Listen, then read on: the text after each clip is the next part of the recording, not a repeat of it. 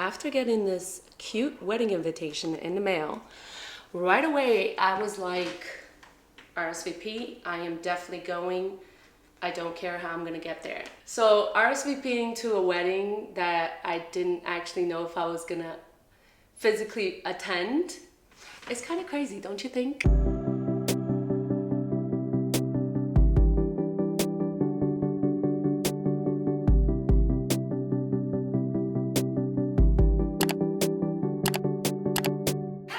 Hey guys, and welcome back to my channel. I'm about to make this video just testing out the audio all the way from Argentina.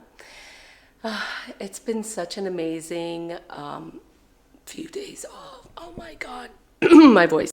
Hello guys, and welcome back to my channel. I guess this will be my first vlog of 2025, and it's starting off in Argentina. That's not a bad way to start off the year. Not a bad way. I've never been to Argentina, so I've currently been here for pretty much like a week. This was definitely a great way to start 2025. And I'm about to open this wine from Argentina. It says Mendoza, Argentina on it. So although they're really basically known for their red wine, but I can't mess around with the red wine because I have rosacea, so my skin really flares up if I drink red wine. So I'm not trying to mess around with that right now at all. I am gonna open this white wine, and then we're gonna talk about it. We're gonna talk about standby and non-rev travel because that's how I got here, and yeah, we're gonna get into it. And we're definitely gonna need a bottle for that. So you have to be like stress-free when you think about non-rev and standby travel, okay? You have to be in that mental capacity. But wait, so this is the wine. We're about to try it out, and it's 10 a.m. in the morning, but we are in Argentina, so it doesn't matter. Oh, this is gonna be... Oh, okay, never mind, I got it. Like a professional. You like how I have my tea over here, and now I'm switching over to the wine. Cheers, guys. Cheers to Argentina. Oh, man. It's a little sweet, so it's reminding me of like a Riesling. I don't like my wine too sweet, and everything is in Spanish, so that's my fault for not reading and understanding Spanish, but it's okay. I guess it could be like a mimosa since it is 10 a.m. in the morning. I need to talk about this because I rented the cutest Airbnb in Mendoza, and hold on, mountain views, super cute. But I guess it's like a studio, but the way that it's sectioned off, it's almost like a one bedroom, but it is a studio because it's all combined. But the way it's laid out is so perfect. I'm such a minimalist, so like this Airbnb is like perfect for me because I always envision my apartment to be just like this. Like it has just enough. The only thing I might need more of is like closet space, but yeah, that closet space is not doing much. But again, this is an Airbnb, but everything else is so perfect. Perfect layout of the kitchen, then we have the perfect layout right into the living room, and then the bedroom. It's just enough. Like, look at this, like $50 a night. This is perfect. Like, I was so happy here for 5 days, honestly. So the main reason why I flew down to Argentina is this right here. One of my friends is getting married.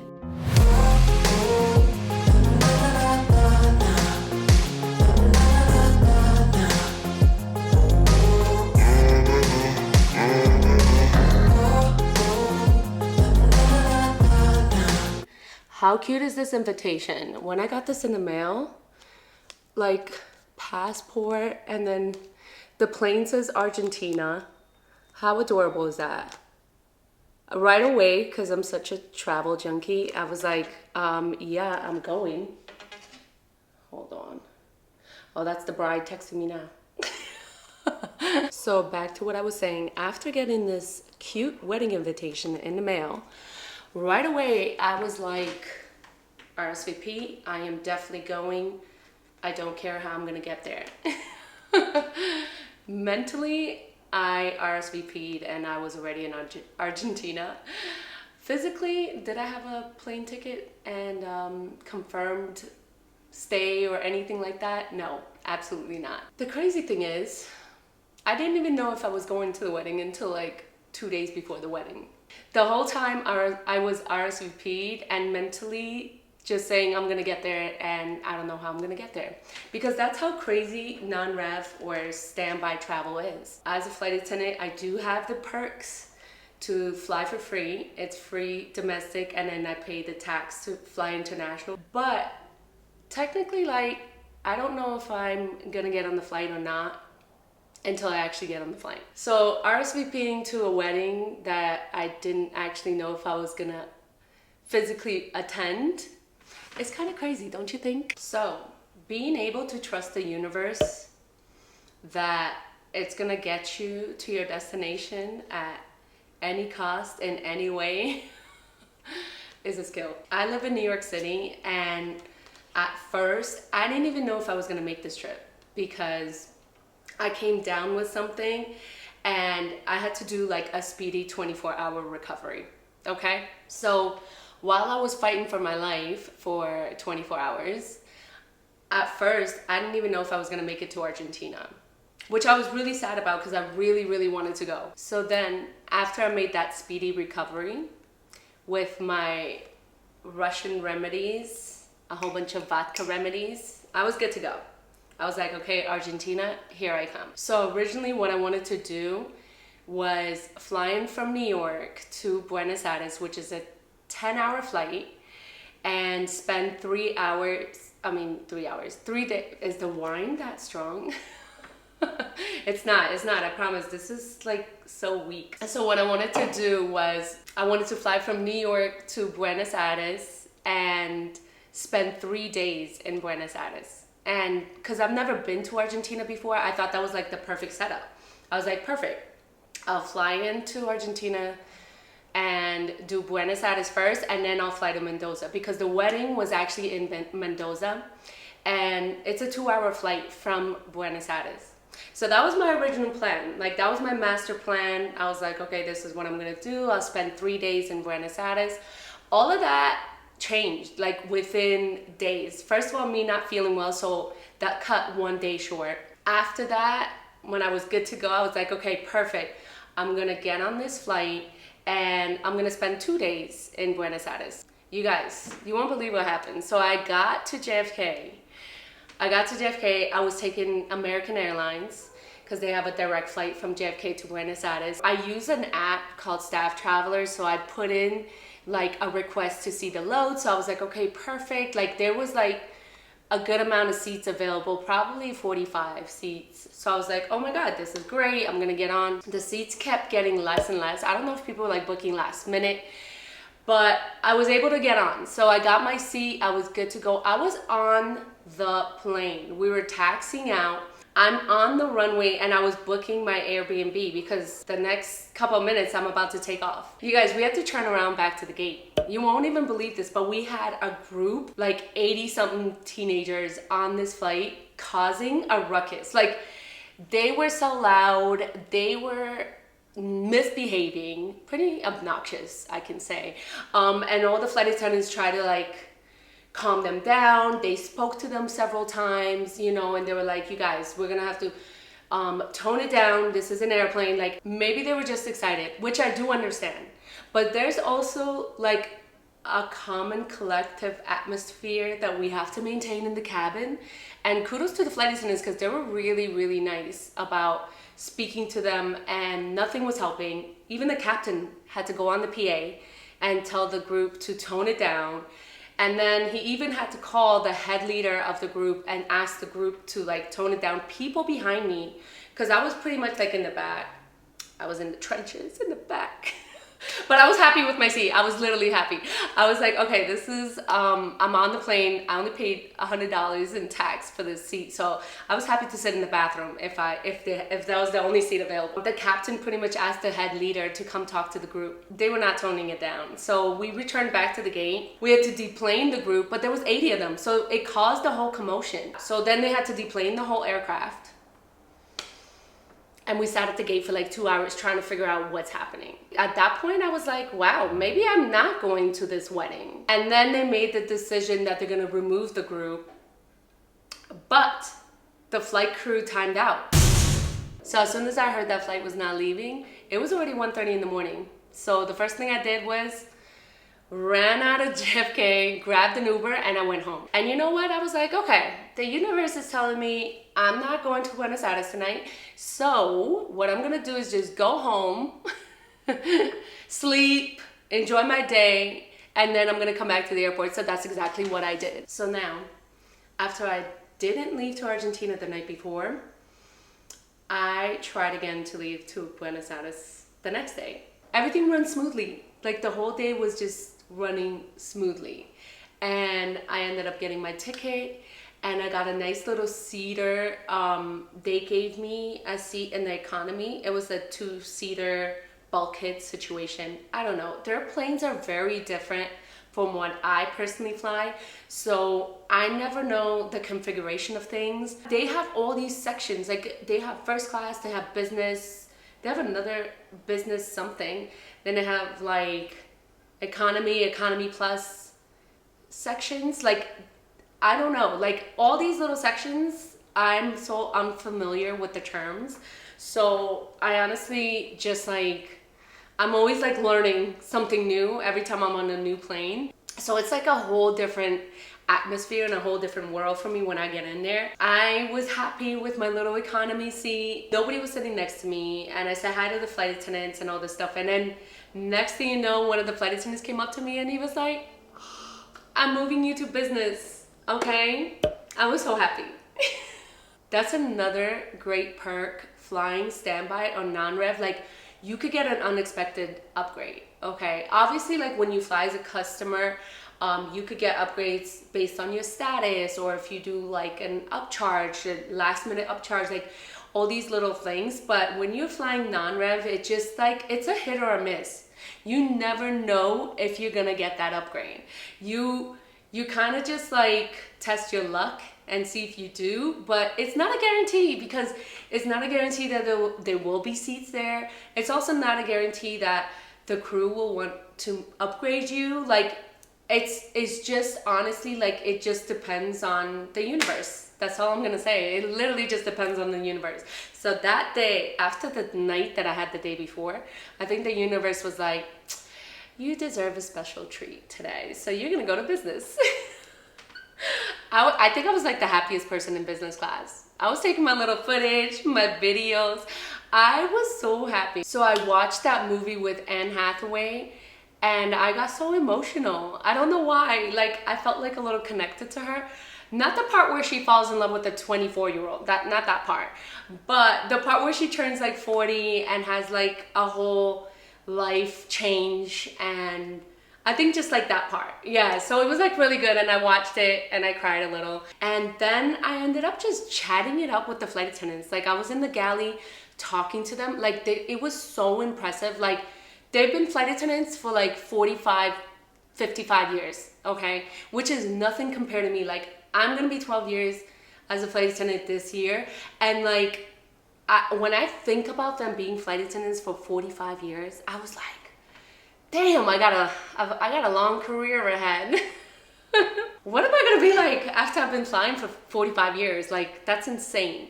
And they were so in love with being a flight attendant. Like, they still loved it. The way they talked about it, like, oh, I had such a good time talking to them. Like, that was like the highlight of the whole flight.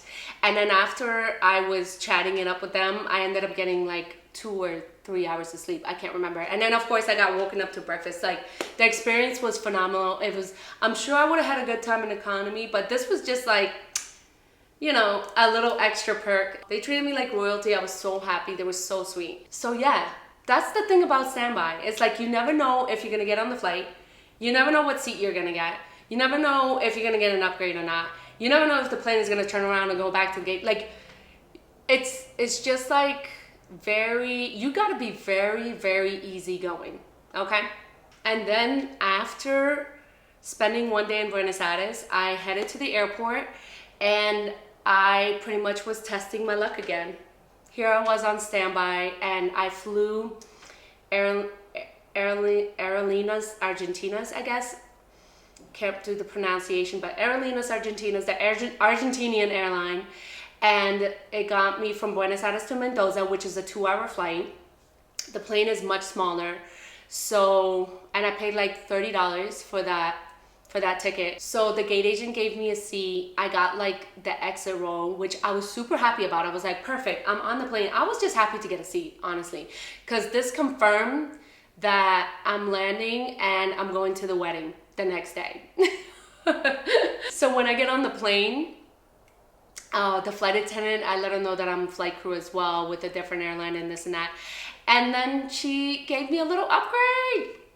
I was so happy. Honestly, this trip has been such a treat. It didn't start off that way, but it definitely like worked itself out. You know what I mean? So I spent like 5 days in Mendoza.